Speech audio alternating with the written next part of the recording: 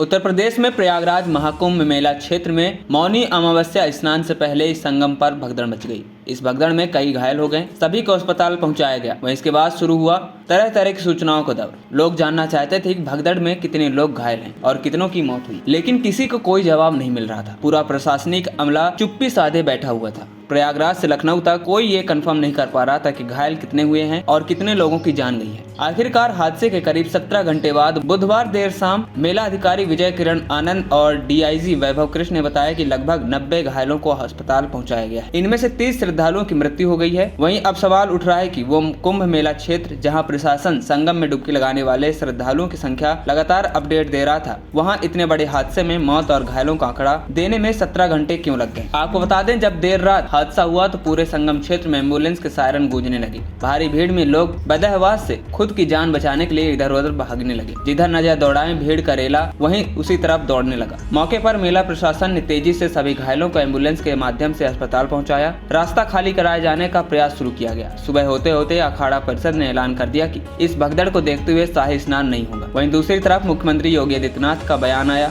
उन्होंने लोगों से अपील की कि संगम की तरफ न जाएं, जो श्रद्धालु जहां हैं वहीं पास के घाटों पर स्नान कर ले। लेकिन तब तक घायलों मृतकों का कोई आंकड़ा जारी नहीं किया गया है। भगदड़ में वे लोग जिनके अपने बिछड़ गए, उन्होंने तमाम हेल्पलाइन नंबर से संपर्क करने की कोशिश की, लेकिन कोई फायदा नहीं हुआ। कई लोग खुद ही अस्पतालों के चक्कर लगाने लगे, कई मार्चरी पहुंच गए, लेकिन यहाँ भी कोई फायदा नहीं हुआ। इसके बाद जिसने जो देखा वो बयान करने लगा। इसी में मौत की संख्या भी आने लगी। कोई कह रहा है कि 50 लाखें देखी हैं, तो कोई कह रहा है 17 और कोई तो कह रहा है 100 से ज्यादा हो गई। सोशल मीडिया पर तरह तरह के आंकड़े विजुअल शेयर होने लगे, लेकिन सच किसी को नहीं पता था। पता भी कैसे होता, प्रशासन ने सब अनभिज्ञता ही जता रहे थे। इसके बाद महाकुंभ हादसे को लेकर बुधवार देर शाम मुख्यमंत्री योगी आदित्यनाथ पत्रकारों से वार्ता करते हुए भावुक हुए। उन्होंने कहा कि भारी भीड़ और बैरिकेड्स टूटने के कारण यह दुखद हादसा हुआ है। मुख्यमंत्री ने हादसे की न्यायिक जांच के आदेश देते हुए 3 सदस्यीय न्यायिक जांच आयोग का गठन किया। इस आयोग के अध्यक्ष पूर्व न्यायाधीश हर्ष कुमार होंगे, जबकि पूर्व डीजीपी वीके गुप्ता और रिटायर्ड आईएएस डीके सिंह को आयोग में शामिल किया गया है। यह आयोग एक समय सीमा के अंदर अपनी रिपोर्ट देगा। वहीं पुलिस भी मामले की जाँच करेगी और हादसे के कारणों की गहराई से पड़ताल की जाएगी।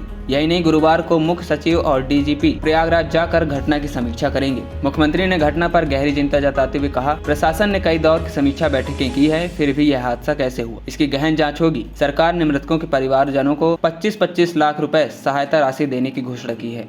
इसके अतिरिक्त मुख्य सचिव और डीजीपी को गुरुवार को घटना स्थल का दौरा कर जांच करने के निर्देश दिए गए हैं। वे हालात का जायजा लेंगे और रिपोर्ट सौंपेंगे। वहीं सीएम बोले, मंगलवार शाम 7 बजे से ही काफी बड़ी संख्या में श्रद्धालु जन प्रयागराज पहुंचकर स्नान कर रहे थे और काफी बड़ी संख्या में ब्रह्म मुहूर्त का इंतजार कर रहे थे। इसी दौरान अखाड़ा मार्ग पर संगम तट पर यह हादसा हुआ। यह हादसा भारी भीड़ के कारण अखाड़ा मार्ग के बैरिकेड्स को तोड़ने और उसके बाद उसे कूद कर जाने के कारण हुआ, जिसमें 30 के आसपास लोगों की मृत्यु हो गई है। वहीं 36 घायलों को प्रयागराज अस्पताल में उपचार किया जा रहा है। शेष घायलों को उनके परिवार के सदस्यों द्वारा लेकर चले गए हैं। पीएम ने आगे कहा कि प्रयागराज में बुधवार को 8 करोड़ से अधिक लोगों का दबाव था। हालांकि अलग अलग जनपदों मिर्जापुर, भदोही, प्रतापगढ़, फतेहपुर, कौशाम्बी में भी होल्डिंग एरिया बनाकर श्रद्धालु जनों को रोका गया, जिन्हें अखाड़ों का अमृत स्नान संपन्न होने के बाद रिलीज किया जाएगा। वहीं रेलवे स्टेशनों पर भी लगातार दबाव बन रहा है। रेलवे ने भी इस दौरान रूटीन और मेला स्पेशल को मिलाकर लगभग 300 से अधिक ट्रेनें चलाई हैं। उत्तर प्रदेश परिवहन निगम ने भी 8000 से अधिक बसें संचालित की हैं। ये सभी घटनाएं मर्माहत करने वाली भी हैं और एक सबक भी है, लेकिन हादसे की तह तक भी जाने की आवश्यकता है। खबरी चौखट की रिपोर्ट।